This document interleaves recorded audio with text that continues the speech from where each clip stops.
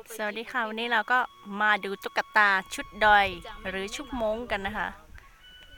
หมูปิ้งไปกินหมูปิ้งอีปลาก็ตัวนึงอ๋อมีเงินดงกันของ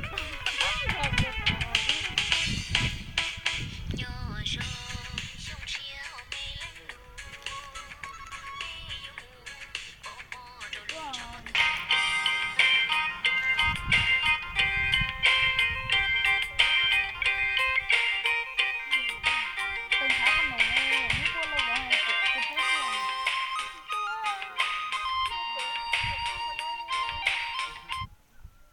เสียงน้ำมันประตูปลาชูตังอ่ะ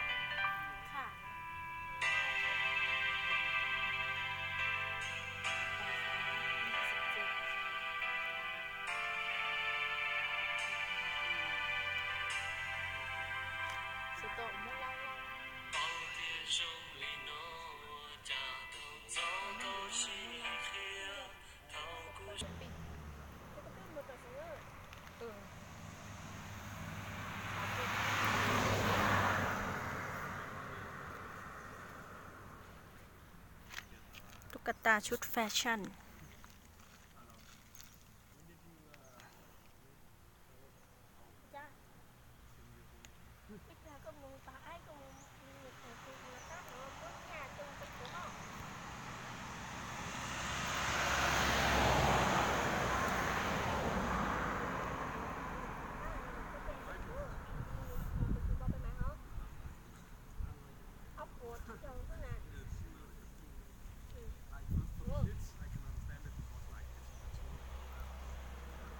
ค่ะวันนี้ก็มาดูเพียงเท่านี้นะคะสวัสดีค่ะ